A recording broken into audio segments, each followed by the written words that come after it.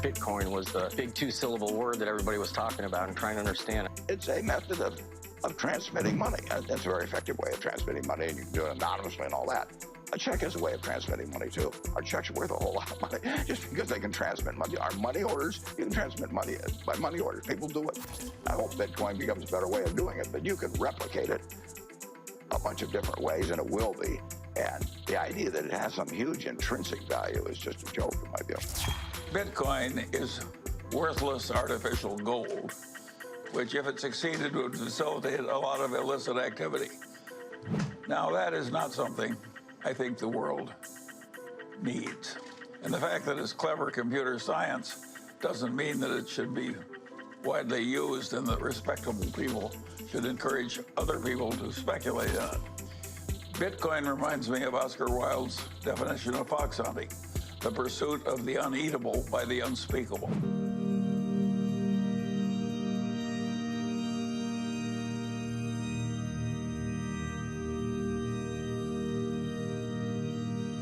Facebook has a long list of scandals, including its repeated failures to safeguard its users' data. The only thing that he said that I agree with is that he will not launch Libra until the regulatory agencies say that they're ready to give some oversight to it and give some the word go.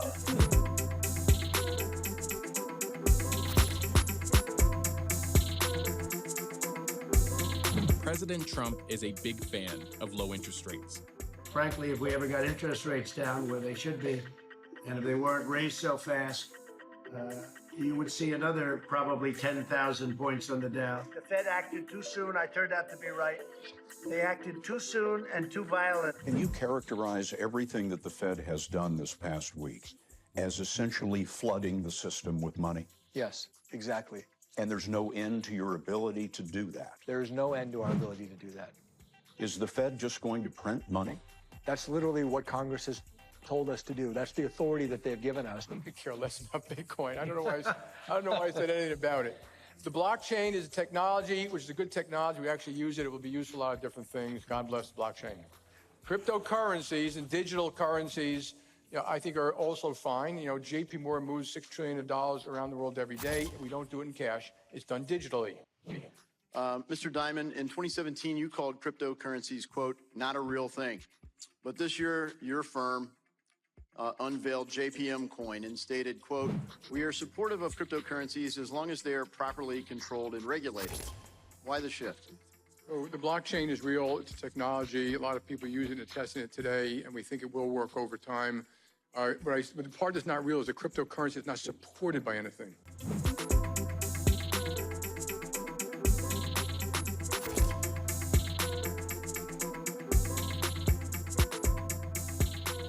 So the debate is Bitcoin versus gold. I think that all gold holders and all Bitcoin holders agree on sound money principles, and the real debate is which is the best monetary system in order to pursue the ideals of sound money. You're doing great. Keep going. You got good energy. You got a good group of people here. So just wanted to let you know that the team is behind all of you guys. The team is behind all the gamers, and yeah, just want to come in and say hi. That's so nice of you. Aluminum, you've got silicon. You can't build a computer without silicon. You can't build a skyscraper without steel. You're not going to survive if you don't pick the right element.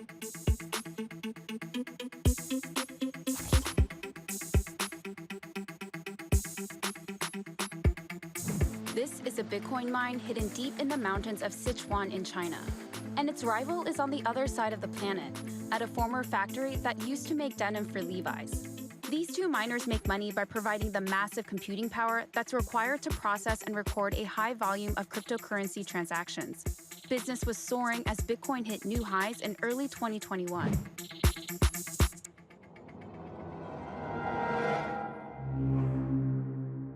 Chapter 1. What is Bitcoin? A blockchain success. I think the blockchain technology as a whole, for record keeping and for instant settlement and just globalization of currencies, like there's so many different things. For me, the biggest thing is the disruption of the security markets. Just any transaction that has a third party or needs a third party as a trusted entity in the middle can be completely replaced with blockchain and with cryptocurrencies. And so there are just so many possibilities. What are you looking at there, man? I'm just finishing up some analysis. Buddy, it's 2018. You don't have any crypto yet? This is the way of the future, man. But isn't it just like some type of Ponzi scheme? Are you kidding me? This is going to be the gold of the future. What do you mean virtual gold? Yeah, store wealth is huge. Just the trade between individuals anywhere in the world instantly without borders is a huge thing. Blockchain is now most commonly known because of Bitcoin, the cryptocurrency. But blockchain is the underlying programming infrastructure on top of which cryptocurrencies like Bitcoin have been developed. Bitcoin was developed using SHA-256 security. Bitcoin is at this phase, given the low processing power of the network, Bitcoin is a electronic store of value, which has very, very high security via its encryption. Bitcoin, to me, has the prospect of becoming the dominant currency of the digital world. With Bitcoin, using Secure Hash Algorithm 2 makes it equivalent to one big, super secure Excel spreadsheet running on a decentralized network of computers. It's like a bank ledger in the sky that no one can hack. SHA-256 is one of the successor hash functions to SHA-1, collectively referred to as SHA-2, and is one of the strongest hash functions available. The 256-bit key makes it a good partner function for AES. The standard bank-level encryption is 256-bit AES or Advanced Encryption Standard. So we know we are in secure hands using a 256-bit standard with Bitcoin. Bitcoin's a way of quite simply communicating value from one person to another. The difference here is that there's no Federal Reserve or intermediary sitting in between the transaction. It's what's called a decentralized network, meaning that it's governed and run and controlled by people that participate in the network. The incredible thing is that I could send a transaction from here in sunny Australia all the way over to somewhere in the US as an example, and there's no intermediary sitting in between to facilitate the transaction, and the settlement is instantaneous, which is absolutely incredible, and it's all built upon a blockchain, which is very unique, and that is what keeps the network secure and processes the transactions. You can think of Bitcoin as a digital ledger where anyone and everyone can record transactions, but none of the values of those transactions can be changed without everyone else being aware. Today, we're going to be telling you something that people believe about Bitcoin that's absolutely not true. This is the biggest myth that people believe about Bitcoin. They said the same thing. They said, and it's untraceable. There's this idea that Bitcoin is not traceable. Only those who own Bitcoin and trade it over the blockchain network from person to person can take part in these changes in the open ledger.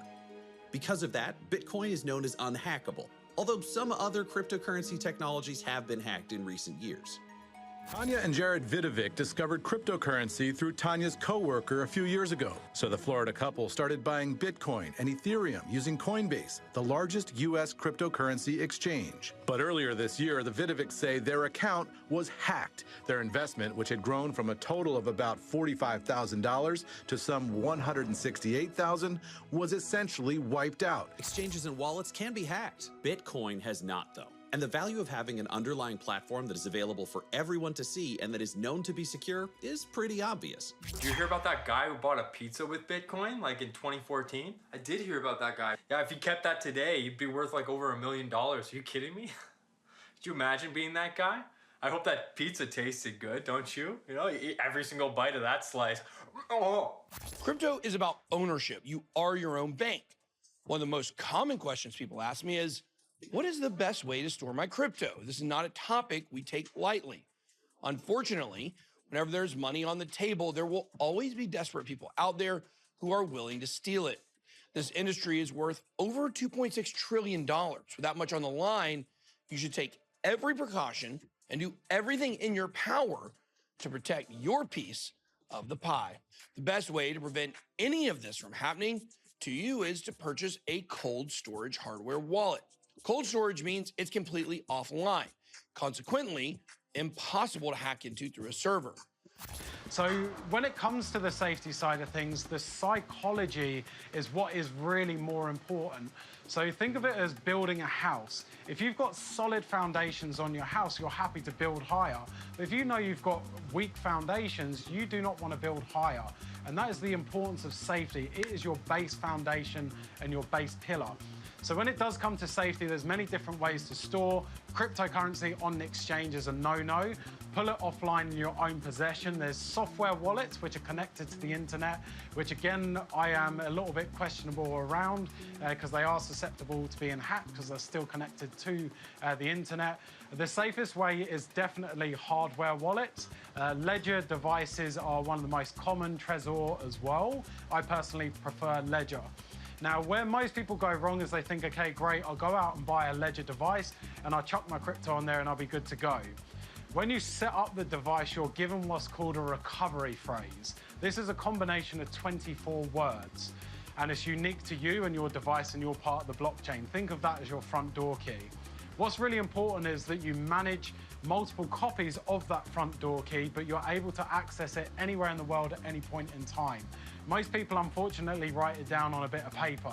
Paper burns, paper turns to paper mache in a flood. It can get lost, it can get stolen. It's no good in your fireproof safe at home if you're on holiday on the other side of the world. And also, if you pass away, you want to know that you've transferred all those details to someone else. But maybe you don't want to give them access right now because you don't necessarily feel comfortable doing that. So you can set up time lock release digital vaults, which are encrypted, and that gives you access anywhere in the world at any point in time, but also you can pass that data over to someone else without actually giving them access. So secure your foundation, and then you'll be able to build more than a house, maybe a hotel on top. That means blockchain, in all its various uses, allows for the removal of corruptible middlemen from various transactions. And more cost-effective for people to trade. Madoff was someone who was very much in the thick of things on Wall Street and generally respected. No more shady brokers or con men are stealing money on the blockchain. It is simply a tangibly high-value technology that replaces the traditional banking systems with each coin that is created on the blockchain. That's why the traditional banking system was originally so scared of it becoming more credible or popular in its early days of fame. You said, in trading cryptocurrency, it's like dealing with freshly harvested baby brains.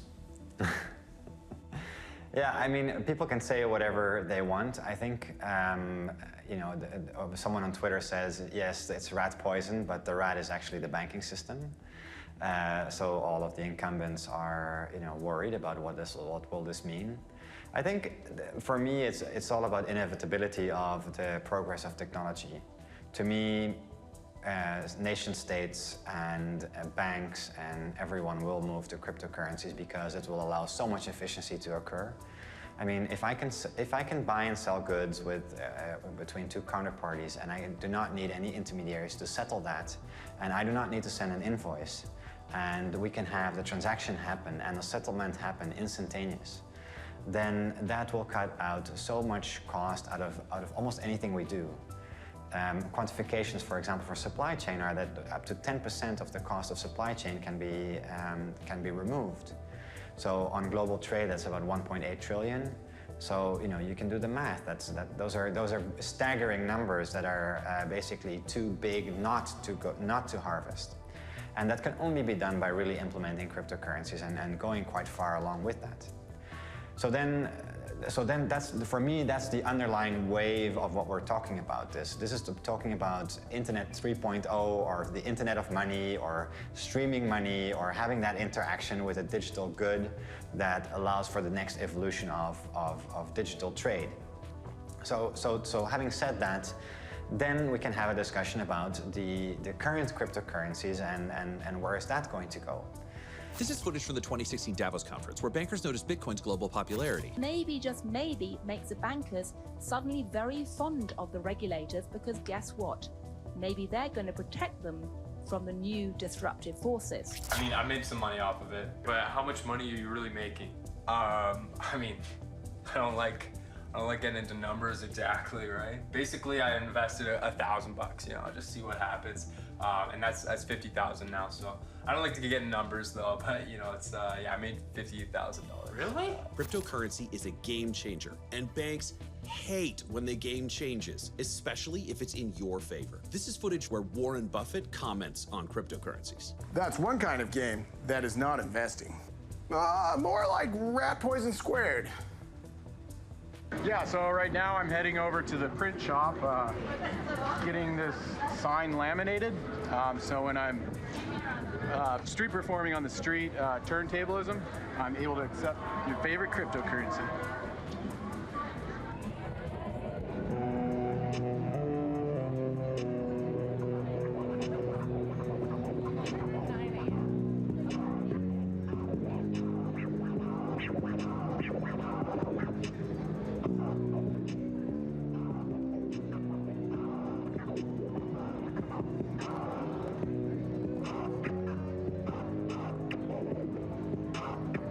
Bitcoin is a decentralized digital currency without a central bank or single administrator that can be sent from user to user on the peer-to-peer Bitcoin network without the need for intermediaries.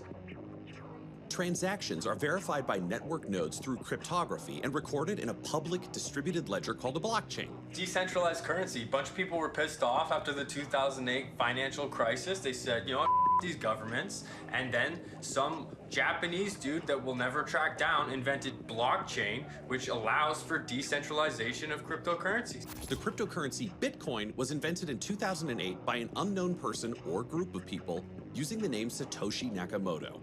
If you rearrange the letters in Satoshi Nakamoto, it does spell out hidden atom, ask Sue, but that doesn't mean anything. We still don't know who designed Bitcoin. I invented Bitcoin back in 2008, 2009. I released it. Yes. I mean, I am. I've said that already. I'm going to court about that one. The whole idea was about micropayments. It's about a system that enables commercial internet use. Yeah. It enables you to have rapid, fast settlement, secure systems, many other things. It was never a store of gold. My name's Craig Wright, and I'm about to demonstrate a signing of a message with the public key that is associated with the first transaction ever done on Bitcoin. And who does the world think did that first transaction? What's the name associated with that first transaction? The monkeyer is Satoshi Nakamoto. So you're going to show me that Satoshi Nakamoto is you? Yes. Some people will believe, some people won't. And to tell you the truth, I don't really care. The currency began being used in 2009 when its implementation was released as an open source software. One of the biggest differences between traditional currency and cryptocurrency is this complete lack of a centralized accounting system. There is no central authority, no boss, and no management of the blockchain.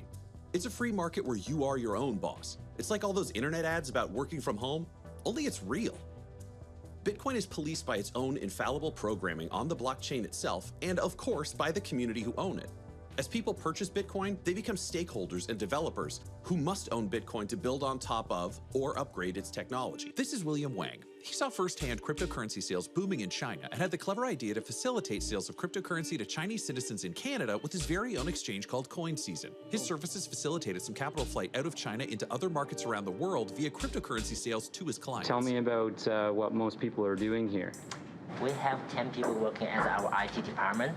Most are developers. They have 40 experience. How much money in business does your company trade in, let's say, per month? Per month? Yeah. Around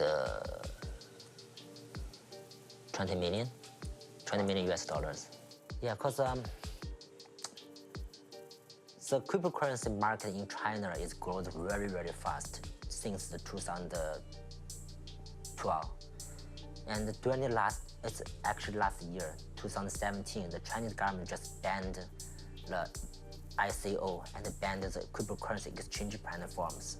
So for now, people cannot register a company in China like I'm doing a cryptocurrency exchange. But in China, people can still buy and sell Bitcoin. People can still running a mining companies. It's allowed. But people when try to sell it, it's only can go through, it's called OTC, over the counter. So people can only privately sell, okay, I have Bitcoins, I want to sell to other people. I will just put an advertisement anywhere. Like people get interested, I want to buy, okay, just okay, you want to sell, I want to buy, let's make a deal. How much to cost to buy your Bitcoins. So it's called over the counter, not go through from the marketplace. Thus, the community has grown by intelligent, like-minded individuals, while their wealth grows in turn due to the rising value of Bitcoin. Bitcoin owners are steering Bitcoin and helping other Bitcoin owners, so people who join the market have all the advantages of the top earners. It'd be like if you and Elon Musk had the same financial advisor, only you don't have to pay them because Elon is footing the bill. So what makes Bitcoin's value rise so much? Simply supply and demand. And of course, first to market advantages. There originally was supposed to only ever be 21 million Bitcoin in circulation. However, that number has now shrunk because over the years, large portions of Bitcoin have been lost by wallet holders who passed away without sharing their password information. People lose coins all the time, only in this case it makes the remaining coins more valuable. It's like if your friend lost a quarter, so now the quarter you own is worth 30 cents. So 23% is the number of Bitcoins right now that have either been lost or mismanaged, which is, we're talking about hundreds and hundreds of billions of dollars, and no doubt in the future that will probably be trillions of dollars. Now, what happens is people are losing equivalent to that front door key, you might say, and unfortunately they haven't made a copy of that. So they can see what's inside the house, you can see what's on the blockchain, but you just can't unlock it to regain access, which is a really scary reality. There's some incredible stories. So there's a guy in the UK, 7,500 Bitcoin he had on his hard drive, which he threw in a dump site, and he's been trying to buy the dump site for years, unfortunately. Quadriga CX is a Canadian exchange where somehow the owner was the only one that had access to everything, and he died in a quick event, and no one else was able to access it. And we're talking about hundreds and hundreds of millions of dollars of all the clients that were using the exchange. They lost access instantly. What you're seeing here is an image of 18 million Bitcoin. Therefore, with 7.753 billion people on the planet and only 18 million Bitcoin up for grabs, that creates high demand if more and more people decide to own it. This limited supply has allowed Bitcoin to be deemed a deflationary currency. So right now, people can't really see what gives Bitcoin or other cryptocurrencies the value and what makes it maintain its market rate. Simple supply and demand. People want cryptocurrency, and it's not just restricted to one country, it's the global demand. And so something like the US dollar is backed by the US government, the GDP of that country. And with cryptocurrencies, they're backed by the global GDP, essentially, because it's opening up to the demand of anybody around the world. So, like right now, we've got a flood of fiat currency into digital currencies. And I really think that could be the catalyst of taking cryptocurrencies or digital currencies, whether it's Bitcoin or another one, into the mainstream, and it could even become the global reserve currency. Over the last few hundred years, there's been several different global reserve currencies. It was France, then Britain, and then the United States. And these cycles, like the reserve currencies usually last about 100 years. And I think it makes sense for the next global reserve currency to be a true global currency. And that would be a cryptocurrency or digital currency. There's no question in my mind, it has never been a question in my mind, that cryptocurrency will replace our entire financial system. That's part of the reason why I got into all this. It's so hot and heavy is because it's so obvious that one day we're not going to be trading paper money. Everything will be digital. Cryptocurrency, blockchain is the only thing that makes sense right now, and I think we'll see that, for a long time to come. In terms of the world reserve currency, we will see that replaced. The average amount of years is about 90 years if you go back to the first reserve currency, which was from Portugal, I think in the 14 or 1500s. Every 90 years that's changed. Right now, we're about 90 years for the United States dollar being the world reserve currency. So it will be changing very soon. Now, will that be Bitcoin or will we have some kind of transition? I think that's the more important question. In my mind, I think it is possible it could be Bitcoin, but also a CBDC, a central bank digital currency, could kind of get us in the middle between where we're at right now and Bitcoin. You don't have to own one whole Bitcoin either. You can own a fraction of a Bitcoin, up to 8 decimal places, or 100 millionth of a single Bitcoin. These parts, or smaller fractions of a Bitcoin, are called Satoshis in honor of their creator. Again, we don't know who that is, so if you're the real Satoshi Nakamoto, please stand up. As Bitcoin charted a new decentralized currency landscape in the world, new technologies that work like Bitcoin have sprung up around the world to challenge its market dominance. Take this chart, for example. This shows all the other cryptocurrencies, utility tokens, Ethereum tokens, smart contract coins, DeFi coins, interoperable bridge coins for smart contract networks, and of course, Oracle coins for bridging data from the traditional internet to the new internet Web 3.0. There is a problem with the internet, and if we don't fix it, then let's just say the internet may not be around for long.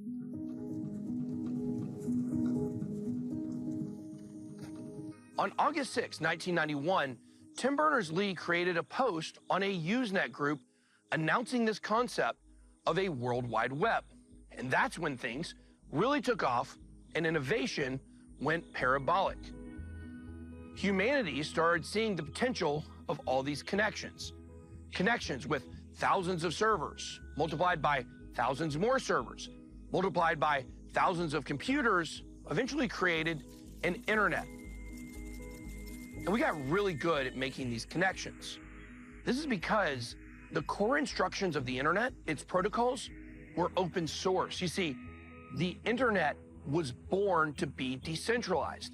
Anyone with a computer and a phone line could connect to someone else with a computer and a phone line and trade zeros and ones. This is War and Peace. It's a large book written by a Russian man, and it's mostly depressing. Today, this book is available on e-readers, and a lot of people have purchased it that way. But one day, War and Peace fans notice something very peculiar about the book. When the flame of the sulfur splinters nooked by the tinder burned up, first blue and then red, Sherbinin lit the tallow candle. Beautiful, isn't it? There's only one problem. How are splinters nooked? They aren't. They're kindled. Customers who bought the War and Peace ebook through Barnes & Noble's e-reader, The Nook, discovered this, and they complained. Come to find out, an algorithm created by the Barnes & Noble marketing team went rogue and replaced the word Kindle, the name of Amazon's e-reader, with the name of their own e-reader, Nook. Funny, isn't it? No one accepted blame, and there was no record to try to track down. Everything in the ebook world is centralized and controlled by mega corporations. Corporations that can control and manipulate the stories that have affected and shaped our society and culture. Yeah, so, I look at it from an innovation perspective. So how can innovation keep happening at a large scale, in a global scale? I'll give you an example, simple example. Let's look at, Amazon and Facebook and Google today. I always ask myself, how big do I want Amazon and Facebook to be? They're pretty big already. They're getting closer to $1 trillion business, and they'll just keep growing and growing and dominating the space. They dominate the user data. They dominating the business, and when the competition comes out, they're just gonna, either acquire them and then kill them later on, or they're just going to build their own solution and then outcompete them, like the competitors. So they're really dominating, and the core of that is they're dominating the data. So they have all the data they want, to control, whatever they want to do. Really, so they're just going to keep getting bigger and bigger and bigger, and at some point, innovation is going to be really, really challenging, because the data is siloed among Facebook and Google and Amazon, all the big names out there. So as a consumer, I will never be able to get an optimized experience, for my whole life. My life of watching TV, my life of online shopping, my life of digital footprint, like searching and browsing, and my social life. I won't be able to integrate all of them. So nobody is going to be able to access the data among all the vendors, all the companies out there, to create a customized kind of a perfect life for me. So when you look at it this way, when you look at blockchain and decentralization, it really creates a mechanism to actually democratize data. So look, the reality is there's no stopping the direction we're moving as a humanity. We're getting ever and ever more digital, and our lives are becoming digitized, and essentially my belief is that we're going to end up being in some type of an augmented reality. We almost are now. We're fully attached to our devices. We have a heart attack if we leave it behind when we go down to the local shop. But the reality is this is just an evolution. The metaverse, the web, this new web that most people are stepping over every day when they walk out their front door is happening. It's unfolding. It's being thousands of developers around the globe are building this new web as we speak. So there's no doubt that this is where we're headed. But before we discuss the relevancy of all these different technologies in this new world, we must explain the old world of currency. Let's talk about old money. Chapter 2. What is currency? Money that wasn't programmed well. Currency started developing adoption 6,000 to 9,000 years ago as some sort of medium of exchange in which people used something of value to stand in for goods. Over 9,000 years ago. In the beginning, we used bartering. You want to sleep in my cave? You give me 3 eggs and a stick. From 9,000 to 6,000 BC, we used cattle or other livestock, giving a whole new meaning to the phrase, where's the beef? 1200 BC, cowrie shells became the fashionable currency in Africa, Asia, and other countries. 1000 BC, our first metal money and coins, which were bronze and copper cowrie imitations.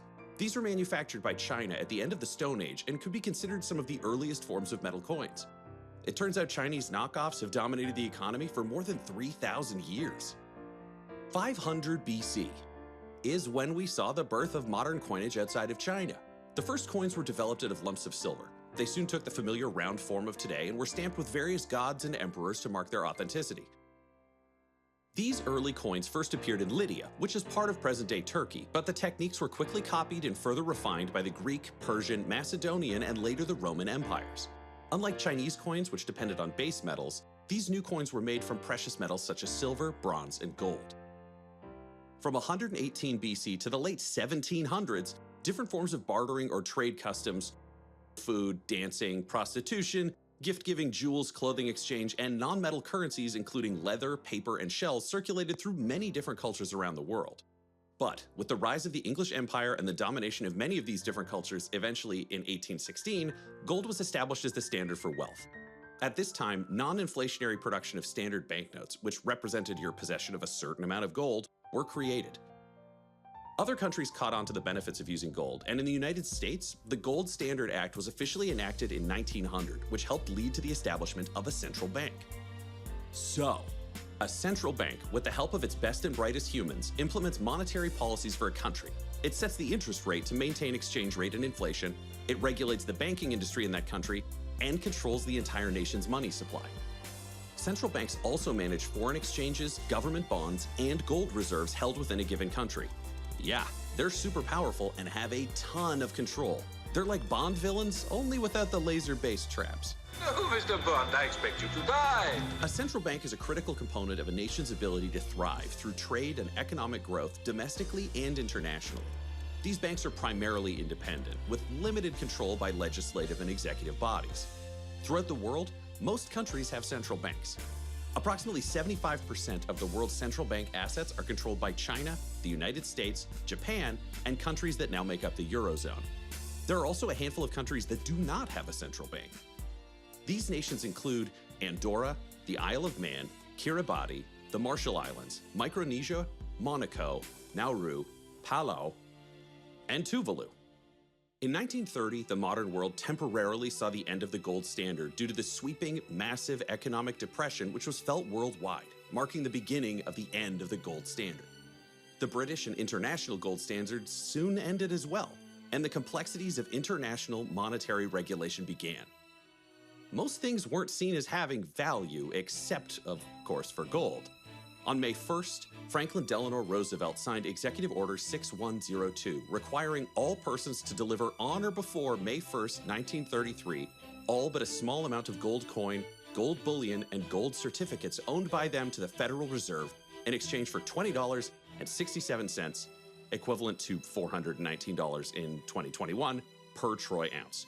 If you were found to own more gold than what was allowed, the government was allowed to confiscate it by force. Soon after this action, through the late 1930s in the United States, the gold standard was revised and the price of gold was raised by the government to $35 per ounce in order to increase the money supply.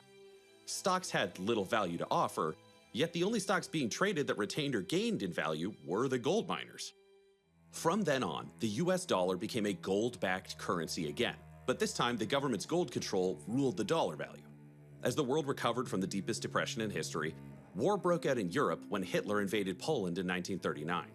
The United States became a great war economy, and many other nations did too outside of the direct conflict.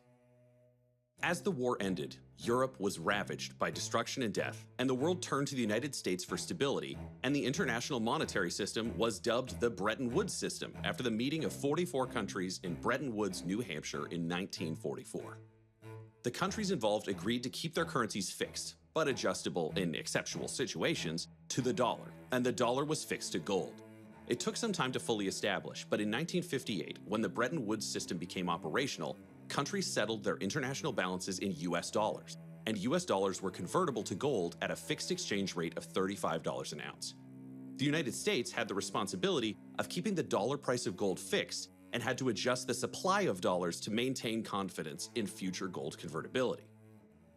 The US dollar was then deemed, what some would argue, a stable coin, more internationally known as a reserve currency. If anyone could trust only one currency in the world, it was the US dollar. Since the United States held about 3/4 of the world's official gold reserves, the system seemed secure.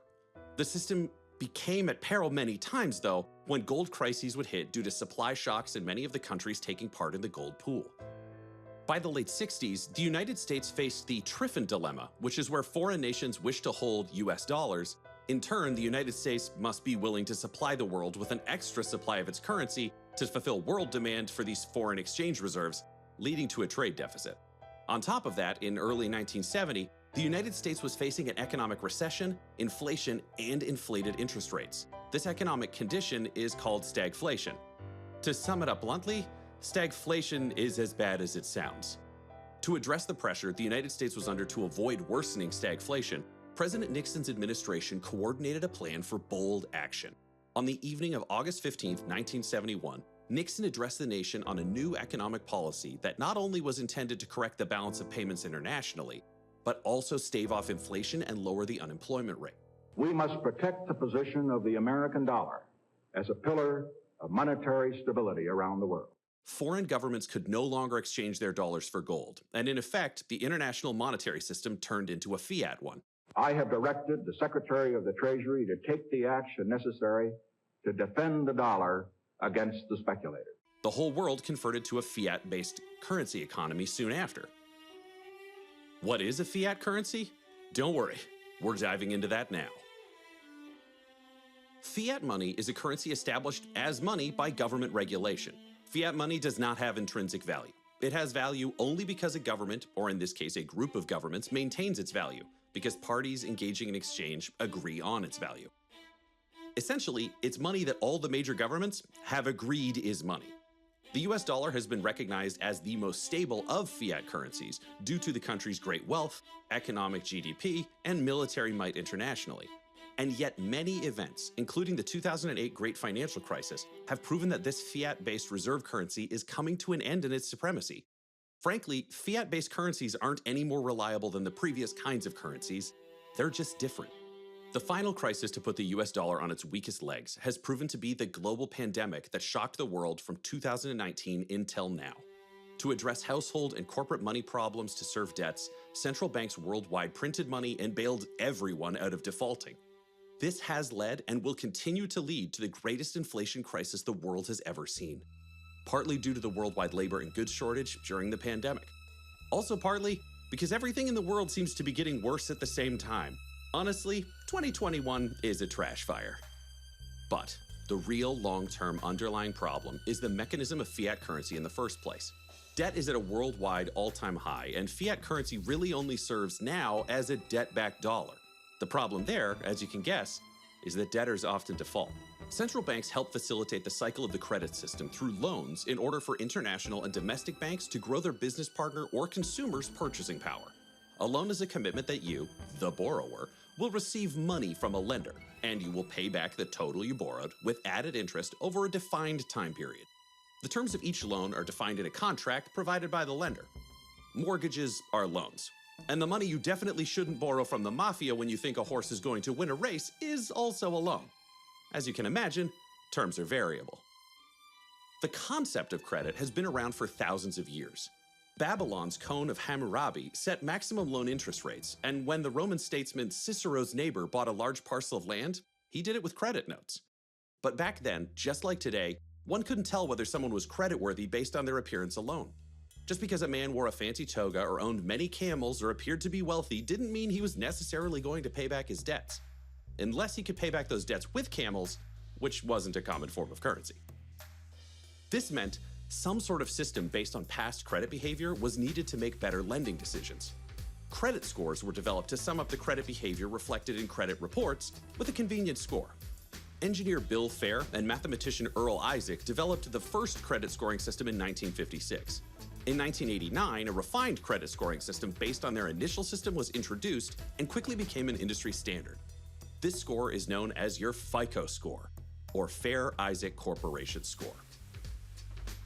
While each euro, pound, crown, ruble, dollar, and yen, of course, is somebody's asset, at the same time, it is also somebody's debt.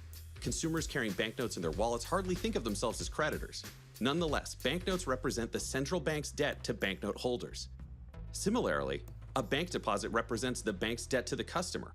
If you're confused, it's because the system is designed to make you confused. So much of currency, which people think of as a literal physical item, is actually backed by invisible, non-real forces that give it its value but can also make it disappear.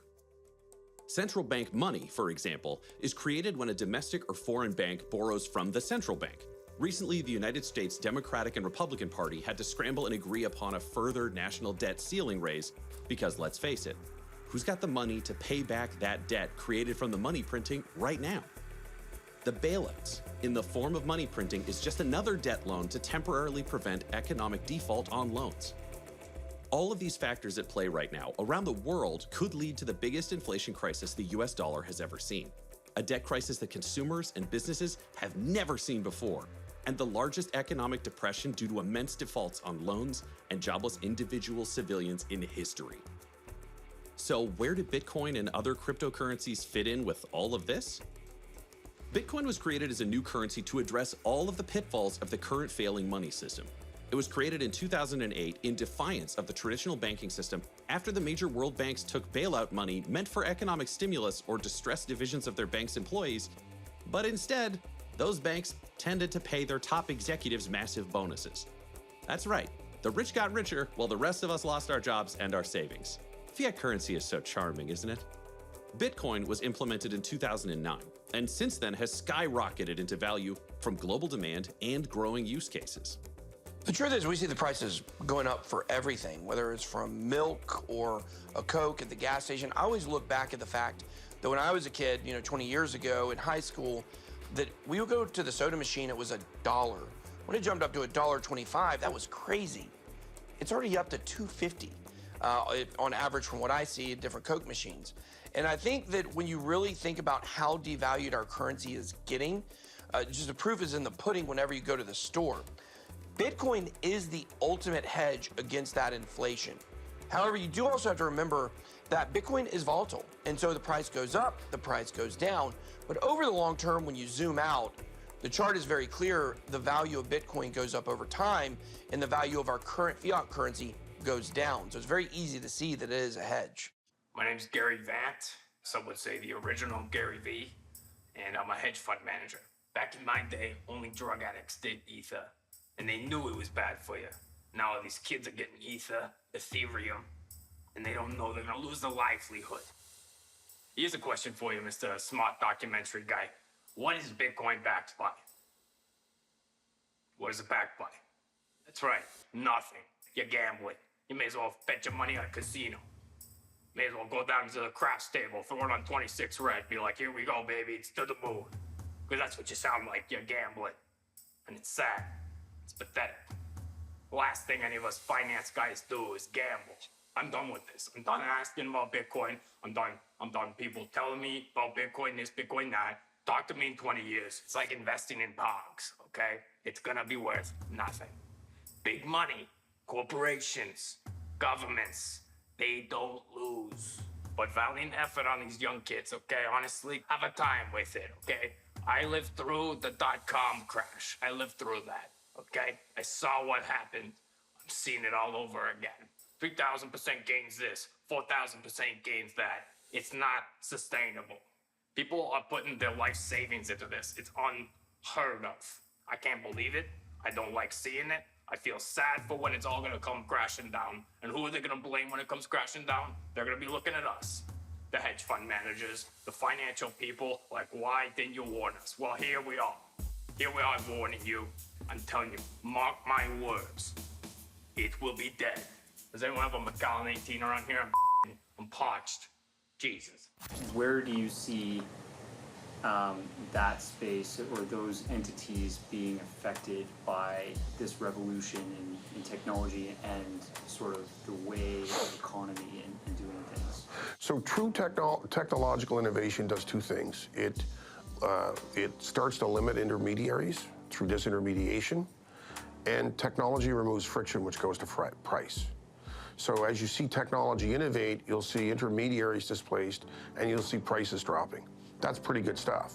So the traditional intermediation of the financial world, where you need banks, accountants, custodians to validate, store value, validate different parts of the transaction, and then through their technology process it, typically through large central databases.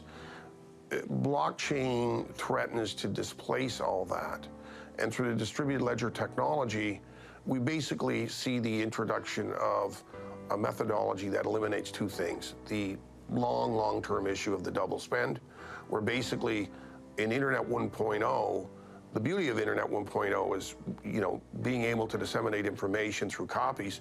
The bad thing is you don't want to be able to copy money and be able to spend the same dollar 500 times over and defraud 499 people through the process, because there's only one true transaction in that transaction. So with blockchain, with the distributed ledger, the intermediary is knocked out of the process. You obviate the need for traditional trust-based third parties who provide all that function set. And through a peer-to-peer system that's based on technology and a ledger, you're moving towards a system that will probably be the first mechanism to bring, 2 billion people in the world who can't currently participate in our financial system because they don't even have identification or they don't have a credit record. We're going to see blockchain open up the financial services world to an entire generation of people who've had no access. And the reason they've had no access is it's too expensive and it's too difficult to get into the system. Now, we will examine some of Bitcoin and cryptocurrency's many functions that make it better than traditional money. Chapter 3, Cryptocurrency Mining. A better way to create new money. Bitcoins are created as a reward for a process known as mining. Mining refers to using a computer or graphical processing unit, often a powerful specialized one, to solve elaborate math problems. Come on up and I can show you my apartment, my mining operation. The center where I do all my technical analysis and day trading, swing trading of cryptocurrencies. This is Brian McCluskey. He's one of the early do-it-yourself crypto mining adopters. We visited his home in Montreal, Quebec, where energy prices are the lowest across Canada. He mines different crypto coins at home and then trades them online for other coins or sells them for fiat. So yeah, this is one of my machines here that I actually broke the antenna. I was building these cabinets over here and I accidentally jammed it down into a piece of wood. Now that's offline, so I'm not making money from that one right now. Yeah. Move this out of the way for you. Yeah, these are GT 1060s, RX 580. This is AMD, these are NVIDIA. These ones I mine Zcash with, and this one mines Ether. For now, at least, they've got the ASICs coming out, which might make this obsolete in a few weeks or a month or two. We'll see. See if it's still profitable soon. And so yes, I just built these cabinets here in my kitchen.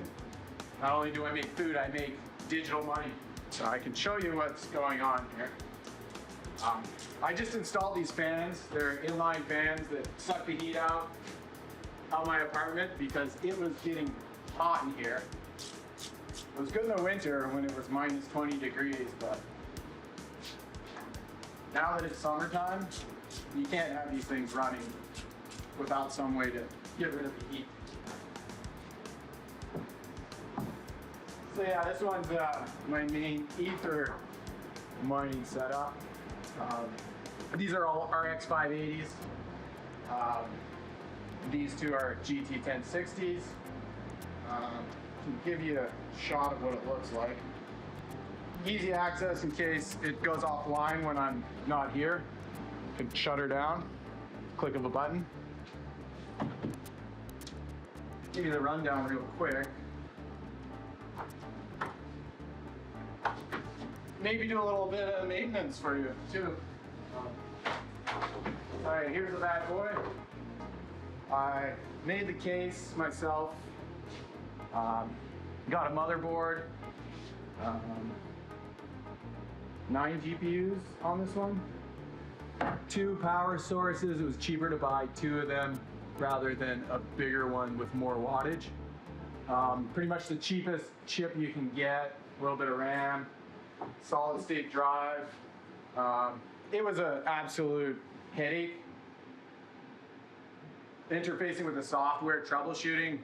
I didn't mind the building part, but if I had known how much of a headache it was going to be trying to troubleshoot, optimize everything, that I might not have undertook the whole ordeal.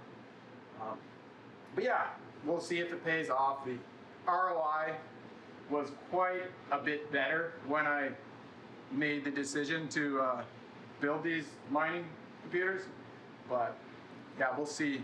Prices are changing, how difficult, how quickly you mine the coins. Yeah, only time will tell. This process takes a great deal of time and electricity, but once the computer solves enough problems and submits their answers, a coin is earned, or fractions of one, and released from an existing coin pool to the miner, who is the person who owns the computer doing the math. This means, like gold, the mining of Bitcoins is carried out competitively, and theoretically anyone can do so if they have the right equipment. William, why don't you tell me about how you first found out about Bitcoin? Yeah, sure. My first time hear Bitcoin is 2013, and I was in China. One time I went to my friend's house, and he was like sitting in front of the computer. I don't know what he's doing there, but he's feeling like when he's playing the computer, he's smiling a lot and feels pretty excited. And I asked, what are you doing here? Why you smell like, I said, oh, I'm mining. Well, what are you mining? They told me about Bitcoins. I said, I'm mining Bitcoins. Okay, interesting, Bitcoin. That's my first time hear Bitcoin. Admittedly, also like gold after its initial rush, cryptocurrency mining has become monopolized by a few large-scale players. China is one of the largest scale countries to participate, using cheap energy from independent coal startup electricity plants.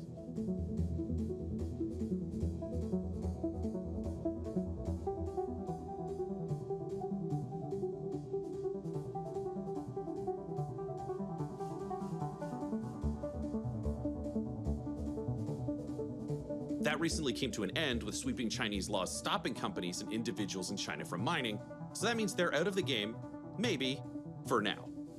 But there are other companies who will reap greater returns from the downfall of China's crypto trading and mining crackdown. One such company is Hive, based out of Canada, which is operating globally on green energy solutions in Iceland, Sweden, Quebec, and Vancouver. This company mines using geothermal, wind, and hydroelectricity.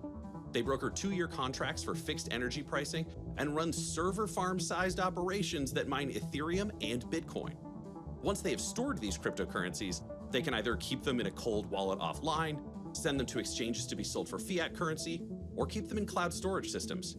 They're mining currency, and just like a mine, they are bringing in a tremendous profit. Ethereum and Bitcoin can be exchanged for other currencies, products, and services, but the real-world value of the coins is extremely volatile. You can also mine other currencies, for example, Shiba Inu coin. Hey folks, this is Darcy Weir, filmmaker behind this documentary. I just wanted to show you what I did to start mining Shiba Inu coin. This is a new meme coin that's basically started their own decentralized exchange. They're doing DeFi, and they're getting into the metaverse, sort of tokenization of things. I thought it was so interesting. I thought just for a little project, I would download this program called XMRig, which is this little executable here. And all you have to do is modify the pool mine command in that file from their website. This is the command line. They tell you how to do it pretty much right off their website. Whenever I right-click this and say run as administrator, this kicks off, and this shows real time what is happening. So there's some jobs that are being sent, some mathematical problems that are being sent to my computer.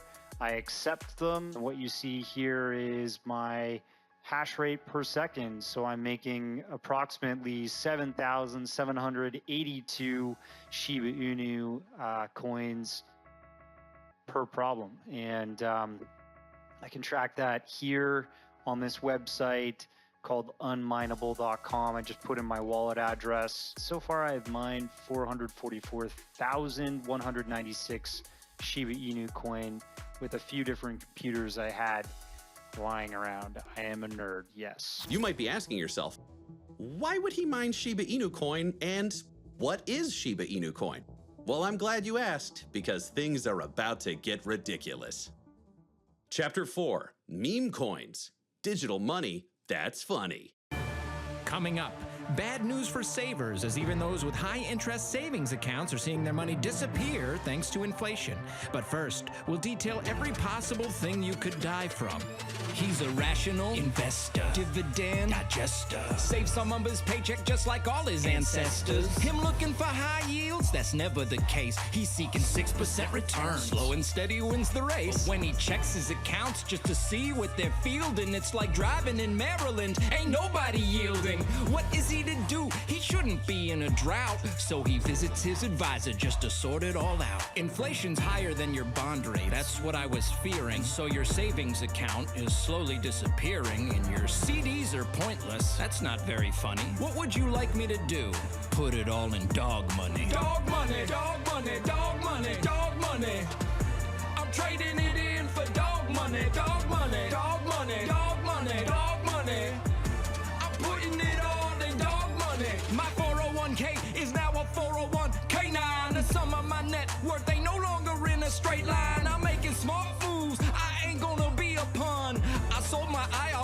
bought an NFT or one. All in on Doge, I dish them out like a Tommy gun. You think I was statehood the way I'm passing on Washington? I feel like Matt Gates, you know what I mean? Assuring everybody it's above 18. It's a modern day gold rush, the prices will boom. Like Reggie White versus the Oilers, I'm headed straight to the moon. My broker's calling, you know that it's on. Buy dog money, don't stop till it's dawn. 1 more airbase, 2 more museums, 3 more walls, 4 more Supremes, 5 more stadiums. We're all out of fiat. Can you take trillions of these and go and make a Xerox? We pay our debts in our currency that might be unfurled if it's no longer the reserve currency of the world. Confidence in the dollar is permanent. Just ask any scholar. People are exchanging their dollars for dog money. Dog money? Dog money. Dog money. We trading it in for dog money. Dog money. Dog money. Dog money. Dog money. I'm putting it all in dog money.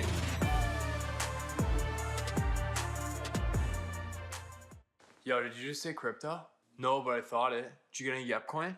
Never heard of it. What coins you have? Pikachu coin, Stellar coin, Yeast coin, Spatula coin, Electrical Equipment coin, IUD coin, Shed coin, Teletubby coin. Teletubby coin's great. Did you get any Vert coin? Of course I got Vert coin. It's gonna be the next Doge. I love looking at coins, man. I feel like when I was 6 years old, I had like a case of coins. Those ones were made like back in the 1800s, but like now all my coins are in the computer. Did you get any Cum coin? Cum coin's not a thing. Cum coin's a thing.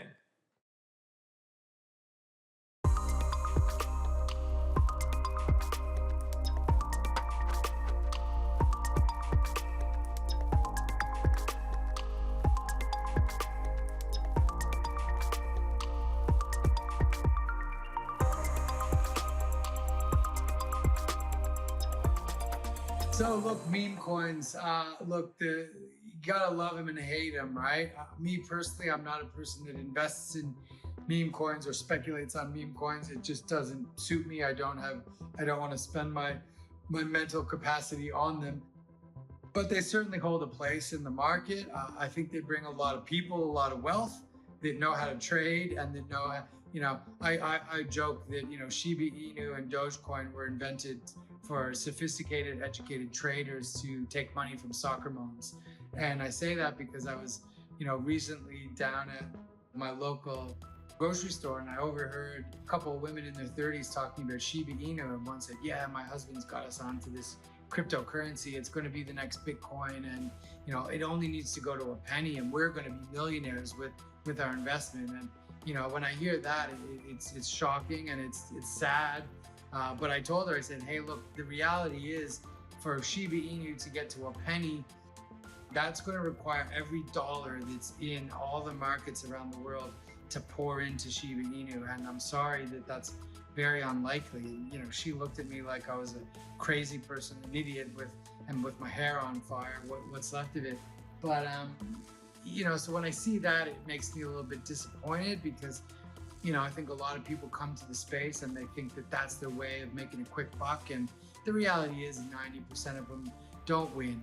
You hear the stories about the Dogecoin millionaires, but you don't hear the stories about the husbands that convinced their wife that this was going to be, the ticket to their financial freedom, and they lose everything because they have no understanding of what they're investing in. The fact that most of these have zero utility, and that there's essentially sophisticated, educated traders on the other side that are taking money away from them. So that part of it's disappointing. I think that they can be a little bit fun for people that are more sophisticated and they can look at a chart and see what's happening. But yeah, for the general public, I think it's pretty sad. But look, I don't think they're going anywhere. Me personally, if you ask me, we're probably looking at Mongoose coin is going to be, will overtake Doge at some point. And what could Mongoose coin do to crypto coin? Crypto is many different things. Cryptocurrency is an incredibly volatile investment that aspires to be a currency that might displace or at least compete with the dollar. A stable coin aspires to be incredibly stable and is tied to the dollar. What they share is a culture, a vibe, a stick-it-to-the-man moniker. A belief that somehow this is new and hip and an attack on the powers of society. These governments and But the fact is that the advocates of crypto represent the powers in our society. The powers in our society on Wall Street and in Washington have spent millions and are trying to make billions or trillions in the crypto world. These include Goldman Sachs, JP Morgan, Visa, BlackRock, Citadel, Musk, and Zuckerberg. Not to mention the CEOs that are before us here today. Everyone before us today is a crypto advocate. We will at some point hear from the crypto critics. We won't hear from CEOs. We'll hear from academics with their pencils and pens. Today we hear from the CEOs with their lobbyists, their PACs, and their power. And we wonder why we won't be able to protect investors. The regulators need to listen to this hearing very carefully. With all the money and power on one side, we will not be able to pass meaningful legislation. Don't cop out and say, well, you're not going to do anything until we pass meaningful legislation. And if you wonder about where the power is, Zuckerberg had to come here himself and sit there. Brian Armstrong sent his number 2. And Tether doesn't bother to show up at all. Zuckerberg did not have a day in the park. He did not enjoy it, but he had to come. Armstrong didn't, and Tether ain't here at all. Now, the number one threat to cryptocurrency is crypto. Bitcoin could be displaced by Ether, which could be displaced by Dodge, which could be displaced by Hamster Coin. And then there's Cobra Coin. And what could Mongoose Coin do to crypto coin? Chapter 5, Utility Tokens and Crypto Coins. Not necessarily digital money, but a technology worth investing in. But what are all these other digital cryptocurrencies? They're not all digital money. Some are competing to be better than Bitcoin. Some are stable coins which are competing to be better than fiat currency like US dollars. Some are popular because of the exchanges that they are traded on, which have millions of users. Some are characterized as new utility tokens, and some are DeFi coins, which we will get into later. There's so many different types of cryptocurrency sectors out there, and this really is what confuses most people. There's the most common, which are payments like Bitcoin. Then on top of that, you've got scalability, layer 2 solutions, privacy-based, play to earn, utility tokens, there's DAOs, decentralized finance, the list goes on. As we just discussed, there are also coins that are intended to be online jokes, and that's pretty much it, though they can end up being hilariously valuable at times. Some currencies are created to back the function of a new utility, application, or system that is in place. For example, the VET token made by the VeChain Foundation is a smart contract currency that enables tracking and smart logistics for large corporations that are shipping unique products around the world. Preventing counterfeit sales, products going stale before arrival, and covering shipping insurance claims with accuracy are all benefits of this new smart contract cryptocurrency. VET was originally created on the Ethereum network, but due to the recent years' skyrocketing gas fee costs to run transactions on the Ethereum network, many new smart contract technology competitors to Ethereum have popped up. But soon, the VeChain Foundation created their own smart contract VeChain Thor network, running applications and using its own gas fees in order to avoid the use of Ethereum technology. 1.0, we had this protocol here.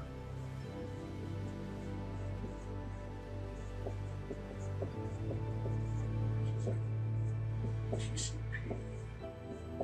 IP, other stuff, right? Now, that protocol layer was essentially owned by the government or universities or, whatever. And while incredibly valuable and forming the roadway for the internet, what happened was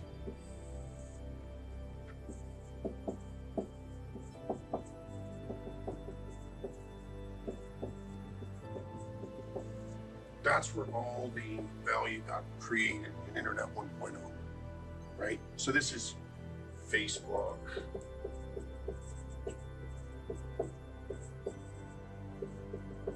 Google.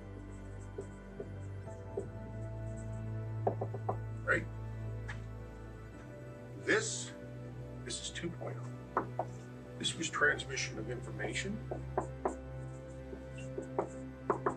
And next wave, which we've been waiting for since 1548 with the invention of accounting, this is value.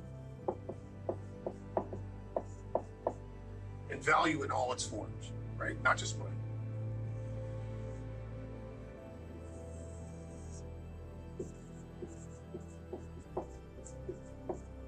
This protocol layer is what's called a fat protocol layer. And Bitcoin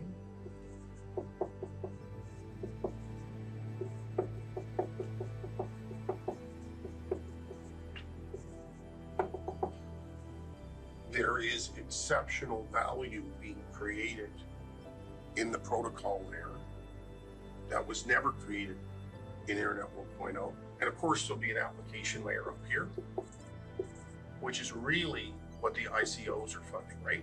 That's why don't get caught up in hundreds of coins. This is just fuel to drive innovation. Much of it, well, many of the applications are being built on ERC20, where Ethereum created a system based on smart contracts where you can build the application without having to replicate all of the plumbing necessary, right? So there's an incredible value being created here already, and this is going to be obviously incredibly valuable. That's why don't get caught up in too much in how many currencies there are. Those currencies are just the fuel for the application layer. That's what's so different about this time around and exciting. That's how I look at it. And that's not my thinking. That's people way smarter than me. That's their thinking. But I just find it very compelling because I lived this layer. I was an entrepreneur in Silicon Valley for this. And now I'm a person in financial services, which is easily one of the industries that's going to get disrupted. And this makes enormous sense to me. And then the last thing I'd say to you is, what's really cool is blockchain is really the protocol layer for virtual reality, AI, the Internet of Things, biotech,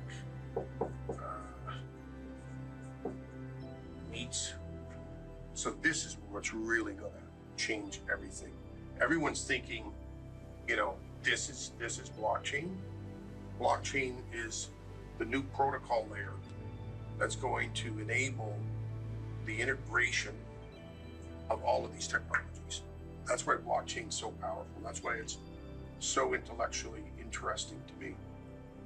As you can see, businesses and tech companies are already finding new uses for blockchain technology. It's a chain you can use for everything, except weirdly fixing your bike. A smart contract is a computer program or a transaction protocol which is intended to automatically execute, control, or document legally relevant events and actions when predetermined conditions are met according to the terms of a contract or an agreement.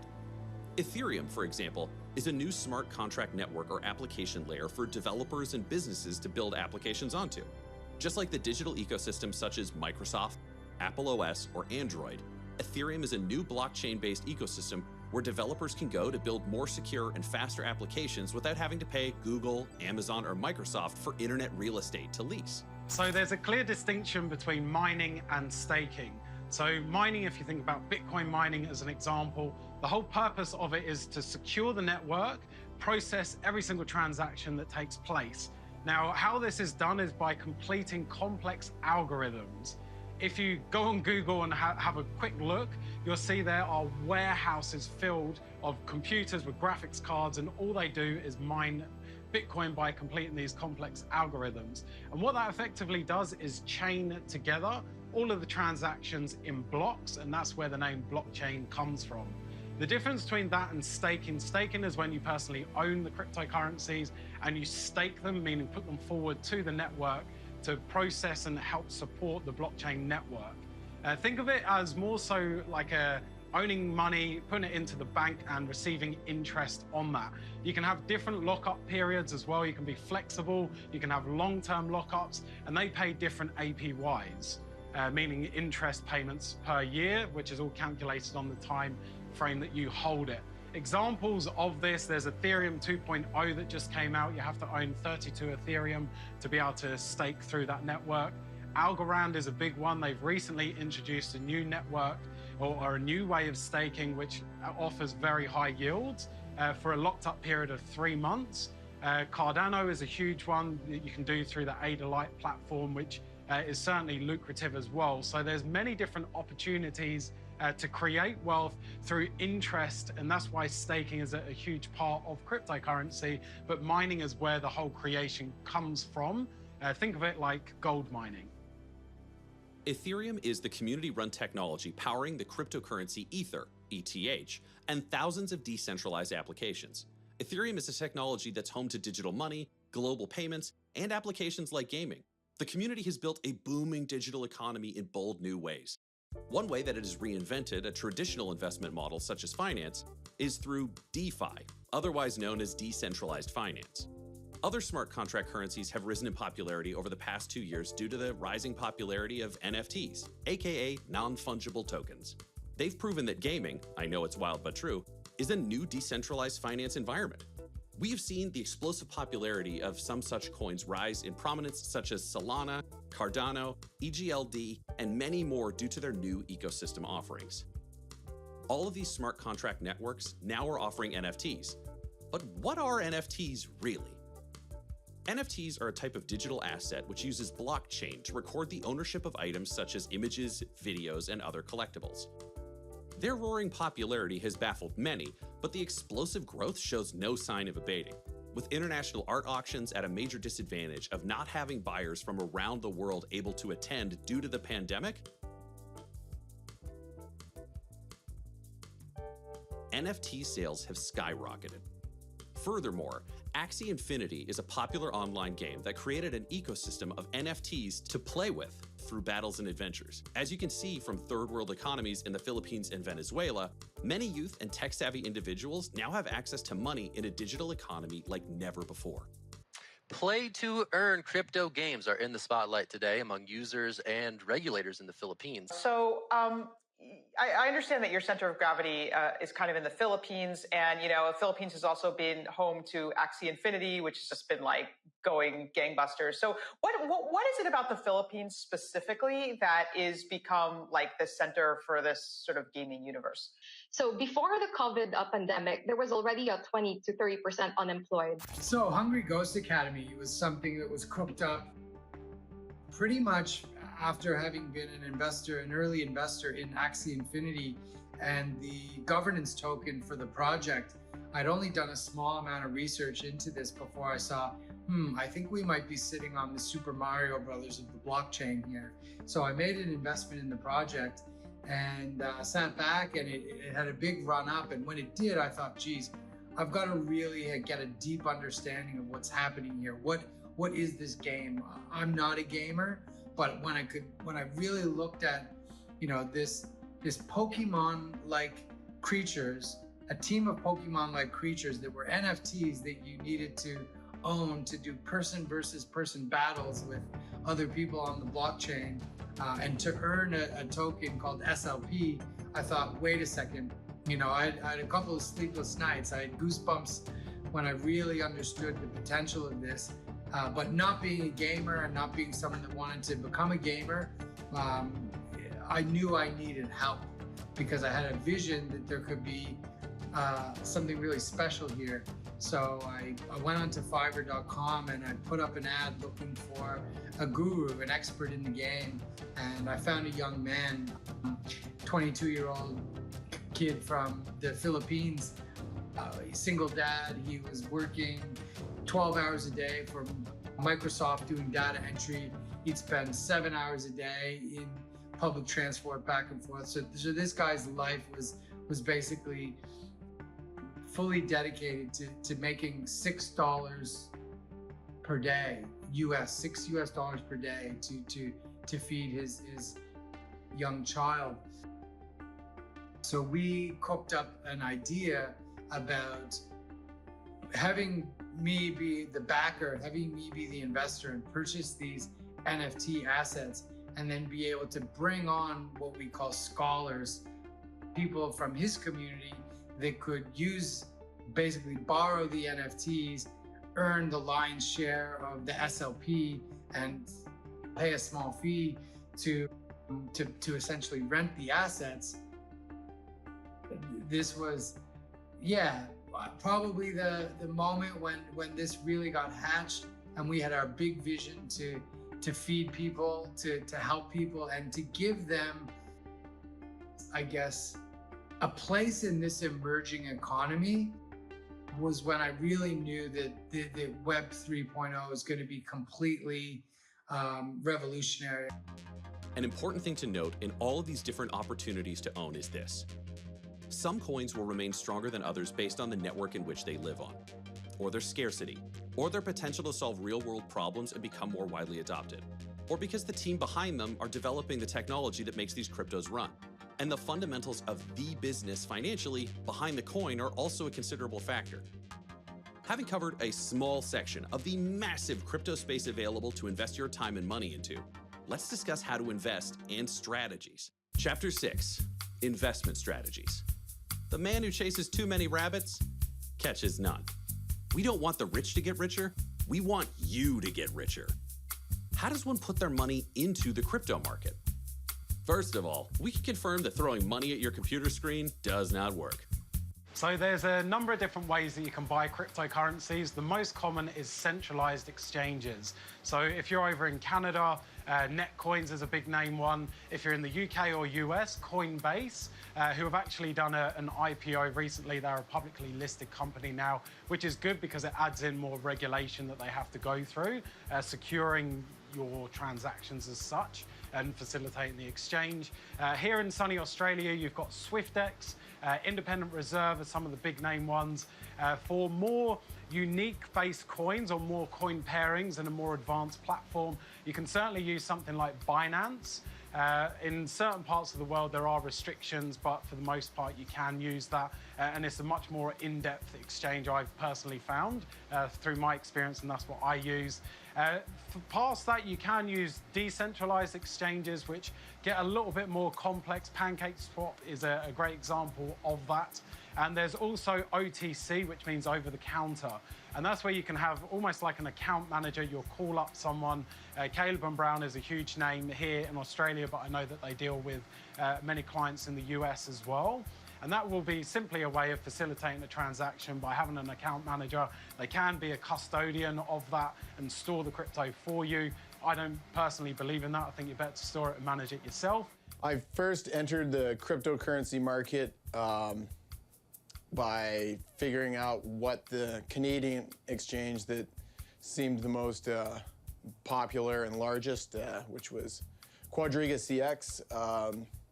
I was actually in Korea at the time, and I had to go through the verification process to put money in. I wasn't even able to do it until I got back to Canada, because after I went through all the verification, sending them a picture of my ID, driver's license or whatever, a photo of me holding it, some other documents, I think like a credit card statement or something. But yeah, it was quite the process, and it took a while. And then once I actually did get it all set up, I wasn't able to easily transfer money from my account to the exchange. I had to actually go to the bank, get a bank draft, go to the post office, physically bring this piece of paper to the post office, stick it in an envelope, send it in the mail, snail mail, you know, this new groundbreaking technology of the future, still using snail mail to actually get my money into the system. Seemed a little bit ironic to me, but so yeah, it took a few weeks to get money into the system, and then I would buy it from other people on the exchange. Do you feel like the security for this site is equivalent to like a bank? Most definitely not. It all seems bit suspect and sketchy to me. Of course, I had no other choice besides to take the risk of what I did not know to be secure. As far as I know, this is one of the ones that hasn't gotten hacked. I remember at one point in the beginning, there was the Cloudflare breach, and this website uses Cloudflare, but then days later, it was a while later, they made an announcement that it didn't actually affect them. Cryptocurrency, despite requiring some technical know-how, is far more user-friendly for far more people now than ever before. In the early days, once an account has been established, it remains anonymous. You do not require ID, government approval, or any oversight to be able to set up a digital wallet of your own. There are also no fees for maintaining a wallet unless you want to do so through a paid service. Lastly, transaction fees are much, much lower than at traditional banks. Up to $68 million worth of Litecoin has been transferred for as little as 50 cents. Now that's a bank fee any of us can get behind. Nowadays, with the rise of exchanges like Coinbase and many large investment firms from Wall Street entering the fray, governments have stepped up regulation for crypto exchanges. This in turn requires users follow typical KYC banking laws that are actively trading on these exchanges and requires them to eventually declare their capital gains on these investments.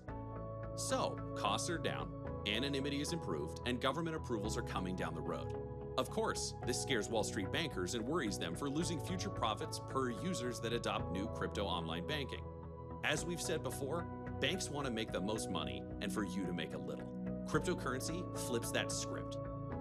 Admittedly, just like fiat currency financing, there can be shadier elements involved in crypto practices. Unfortunately, the reality is with crypto, it's generally everything people don't understand about money and technology combined. It can be very hard to decipher between what really has value and what is just hype.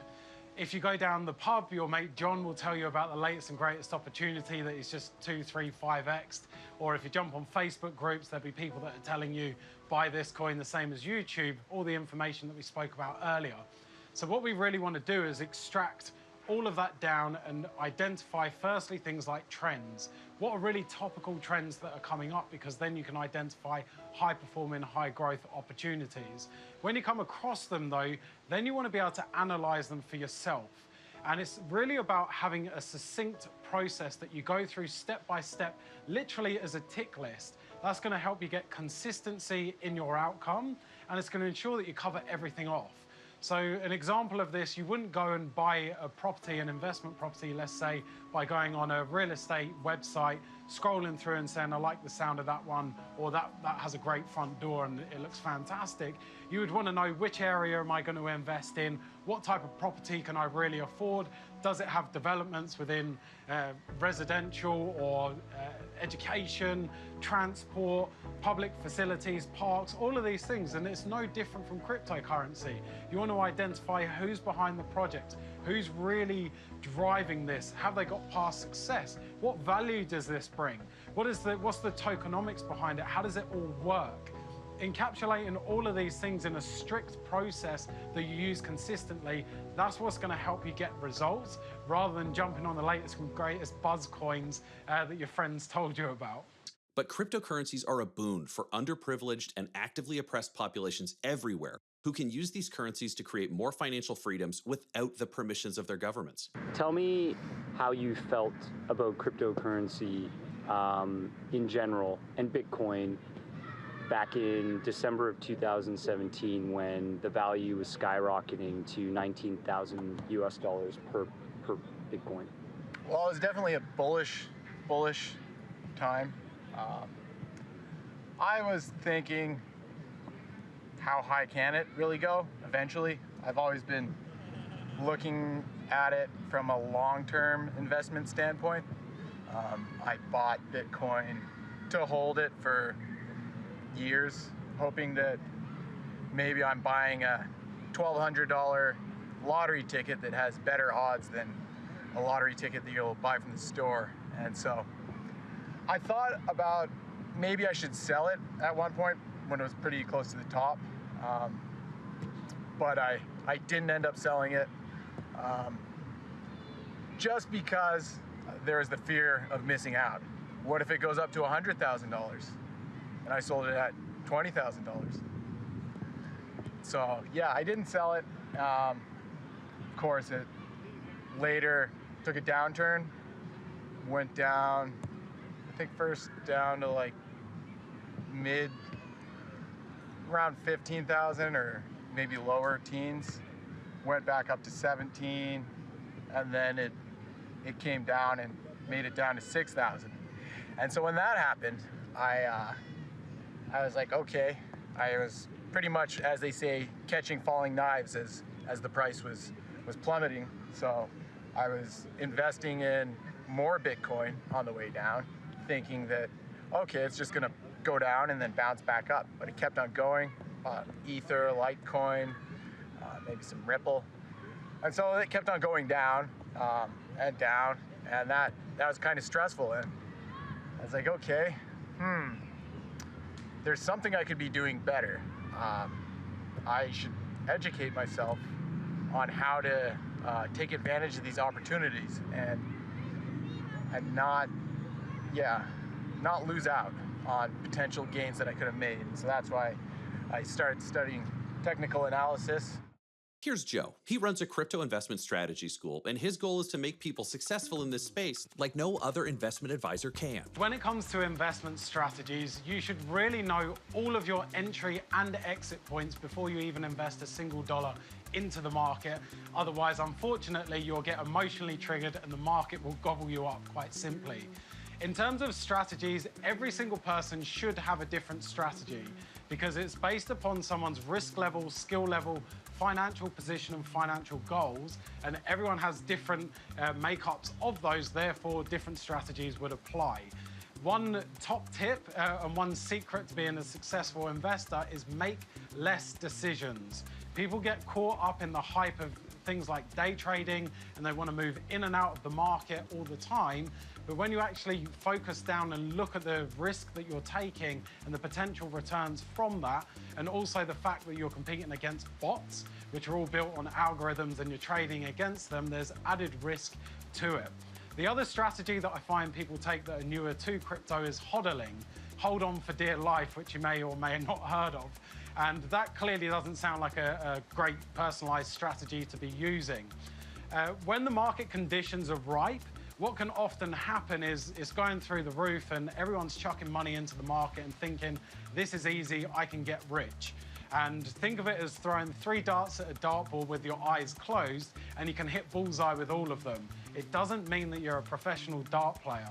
And soon in the near future, when there's volatility and movements in the market, which if we reflect back in 2017, there's been a 60% correction. In 2018, there was an 83%. And back in 2014, there was an 87% correction. You can throw the same 3 darts at the dartboard moments later and they hit the thin metal wire and they come back and unfortunately stick in your foot, which isn't going to be a good place to be. So that's important to distinguish the difference between that. When it comes to building your own personalized strategies here, you can have lower risk things like dollar cost averaging. Then you can identify, bring in different pieces of the puzzle like market sentiment and driver, technical analysis, your on-chain data, which we spoke about earlier, linking those together to identify clear exit points for you to minimize your risk and also be in a position to re-enter in. There's other more advanced things like dead cat bounce that you can use, which is a technical term which more advanced traders will absolutely use to determine when there's been a change of trend. And you can also do things like swing trading as well, which is shorter term. So there's many different strategies that you can piece together. It's about having a plan of attack, because if you don't have a plan, you're planning to fail. This is Joe's explanation of how to gauge different investment opportunities and how to avoid losing lots of money. There's so much information out there that completely overwhelms new and current investors in cryptocurrency. I completely understand because I was there once upon a time. So there's YouTube channels with people spruiking the latest and greatest opportunities. There's Facebook groups where it's the blind leading the blind, quite frankly, and Reddit channels. There's a lot of content. So what we want to do is dial down the noise, and how you can really do this is purely by focusing on data. Data does not lie. It's one of my favorite lines that I always share with my clients. So the incredible thing with cryptocurrencies, it's all built on top of a blockchain. And that means that you can extract every single transaction that has ever taken place. It's a public digital ledger, so you can see everything. Now, with that being said, there's companies like Glassnode that have extracted all of those transactions out and then put it into some really useful and meaningful charts that you can then analyze. Big ones like supply and demand, which is Economics 101. That is the biggest thing that's going to tell you the future expectation of pricing, something that no technical chart will ever show you. It will also share with you things like the pricing, where it's currently at, and if people are profitable or how profitable they are at that level, and also inflows and outflows of exchanges, so you can see when people are going to be selling or actually pulling off, which will have an impact on the pricing. So that is your friend, data, not the noise of the market. This all includes investment psychology, investment strategy, security, transacting, and fundamental investment analysis. It's important to know that there are also tax implications, and you need to know what those tax implications are and which countries have income tax laws designed to track individuals' capital gains and tax them. You also need to know if this will be a factor involving cryptocurrency. Well, there's one big question. How have so many people been making millions of dollars through investing in the DeFi industry? Chapter 7, DeFi, Decentralized Finance Built on Internet 3.0. Decentralized finance refers to the infrastructure, processes, and technologies used to disintermediate financial transactions. As 2021 draws to a close, it can be easy to forget just how far the crypto space has come in the past 12 months. And you know what? It feels great. Because after years out in the wilderness, crypto is having a Simba moment, poised and ready to stake its claim as the future of finance. Think about it. Wasn't long ago they called us crazy. Times have changed. The world is waking up to what we've always known is inevitable. One of the biggest shifts we've seen is the incredible rise of DeFi, something that was only theoretically possible just a few years ago. Today, it's worth $250 billion, and it's just getting started. In this video, we'll be looking at some of the top DeFi projects you need to know about to supercharge your gains in 2022. Let's get it. In addition to mining for coins, much of the current cryptocurrency boom has occurred due to purchasing and trading of coins, i.e. purchasing coins from miners or digital exchanges using another form of currency, either traditional government-issued money, which is called fiat currency, as we've explained, or using a different cryptocurrency. Many people have made their fortunes doing this kind of trading, as the decentralized crypto markets can vary wildly. Bitcoin has seen some pretty wild swings this year, but one teenager, he's managed to make it work for him. Eric Finman invested in Bitcoin when he was just 12 years old. Well, now he's 19 years old. You are, folks, looking at a 19-year-old self-made millionaire. But others have lost their fortunes. It's a fast-paced, high-risk investment environment in the short term. But some people are still making money off this concept tonight, and a lot of you have been asking about it. So now you're going to hear from a Southwest Florida man who claims he went from rags to riches. Dylan Fine is living the dream. 24 years old. I'm able to literally travel, do what I want to do. You can lose money, sure. But it's one of those rare places where you can make a fortune in a few years, months, days, or even hours. I'm sitting in this bed, in the studio apartment, and I just became a millionaire. Right now. This is Glauber Contesoto, a.k.a. the Doge Father, Slum Doge Millionaire, Reservoir Doge. Chapter 8, the future of Bitcoin. Why cryptocurrency is here to stay. If all of this hasn't convinced you that the world of cryptocurrency investments has only just begun, then let's hear some closing remarks from the professionals. So I think with Bitcoin and why it's here within its future and why it's definitely going to stay, in my personal opinion. So why anything exists is because it supersedes something else that maybe isn't as productive or effective as what it once was. And that's why Bitcoin, I believe, is going to be here into the future, because it's superseding a broken monetary system where we're printing money into oblivion, which has no hard cap to it, meaning no limitation to its supply. In terms of the interest rates, they're cutting interest rates to try to re-stimulate the economy there, and then they're giving money away with all the stimulus around it, which is a big challenge. And when you try to increase the interest rates, that's when everything starts to fall apart. So that's why cryptocurrency is, in terms of its performance to date and into the future, will continue to expand and grow, because it brings all of these challenges and it overcomes them quite simply. And that, to me, is what's creating a different store of value. It's the natural progression. We've gone from trading, barter systems, to gold coins, to paper money representing, and now we're moving into a digital era. And this is why it's a natural evolution for our monetary system and supply, and it's also not controlled by centralized governing functions, which a lot of people do not want to rely and don't trust anymore. You know, when Satoshi created the white paper and the early version of Bitcoin, you know, this person or group of person, you know, disappeared. So there's no kind of like face or leadership of Bitcoin that influence how it goes. It's you know, it's truly it's pretty much the most decentralized way it can be. So it's 10-year battle-proof technology, you know, truly decentralized, and it has the most liquidity, and it has the most market cap. You know, it's basically, you know, the technology and the blockchain that people can trust, you know, as a store of value. You know, as possibly as payment if the technology, you know, improves speed of transaction.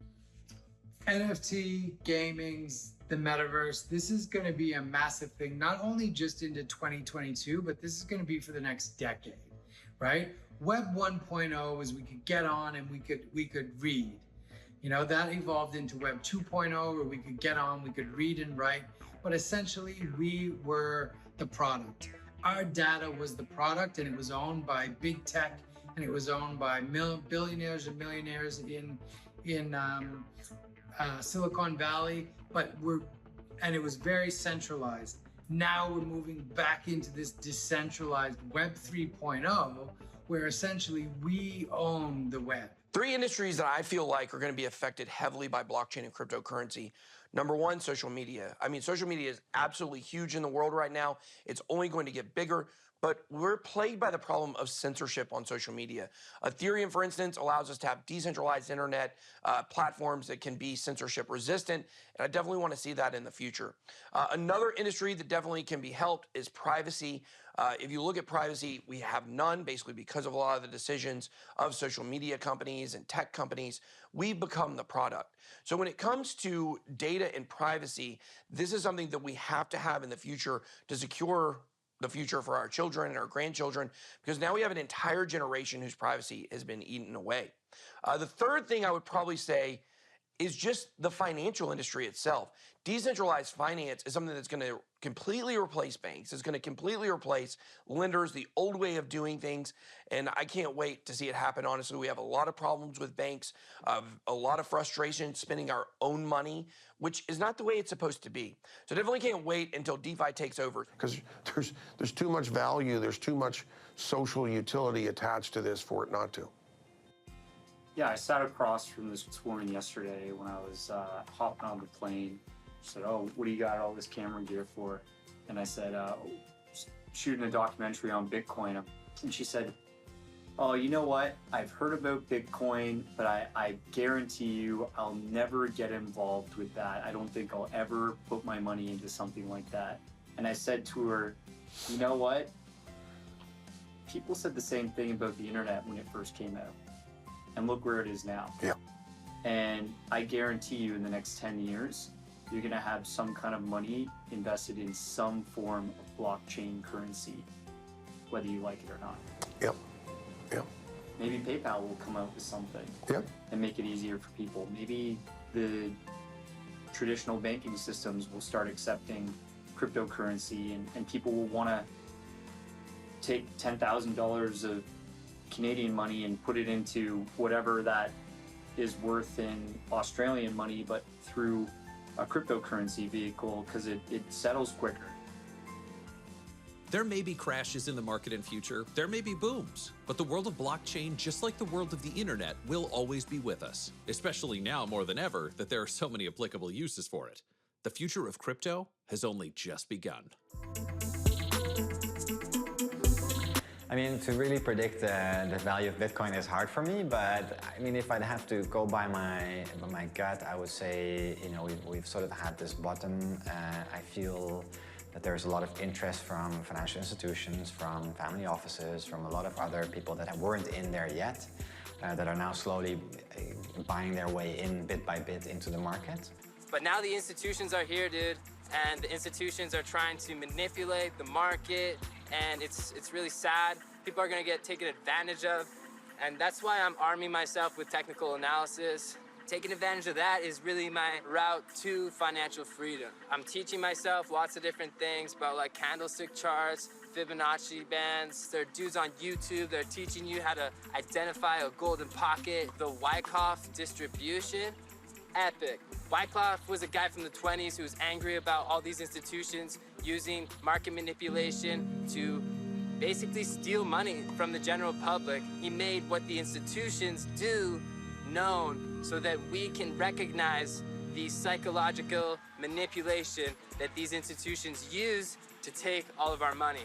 So that's why you gotta arm yourself with technical analysis, but you don't need to be in a basement, man. You can just chill out here. I trade. I go, hey, I'm gonna buy some Doge. Hey, I'm gonna buy some Ethereum, maybe some Shiba Inu if I'm feeling risky. Some days I make a lot, you know? I'm down a lot right now. But you're never gonna be always at your highest high. That's part of taking on risk. It's just like surfing, dude. Like when you're surfing, you're never always gonna be on your biggest wave. You gotta paddle, you gotta ride the little ones, you gotta prepare, you gotta get stronger. And right now it's paddle time, man. That's all it is. So that's psychologically how I handle things when I'm in lower lows. Yeah, sometimes I'll have a bad day in crypto. I start pulling the grass and then I'm like, oh no, I'm so sorry. You know, the grass is alive too. That can't feel good. They're gonna be like, why does he sniffle and move his head so much? So for anybody who wants to get involved in cryptocurrency or possibly invest in cryptocurrency, the 4 steps I would say would be number 1, research and get educated. That's the most important thing. A lot of people ask the question, what is crypto? It's not the question. You should be asking, how can I learn about crypto?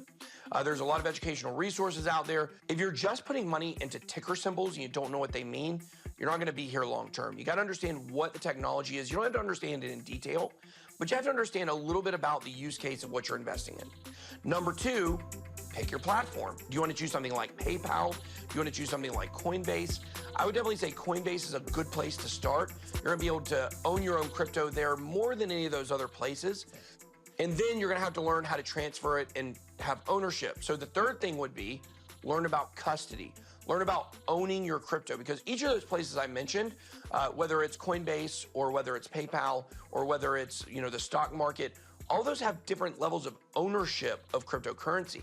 The ultimate level of ownership of cryptocurrency is owning your own private keys, your own assets, so no intermediary can get in the middle.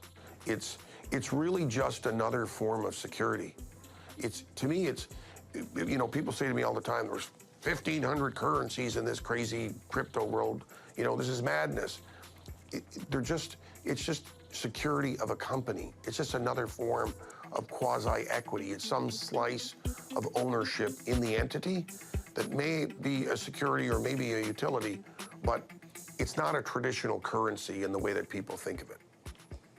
The coins I view differently. The coins are really the fuel that drive the individual creation of applications relating to the white papers that are used to do the coin offerings.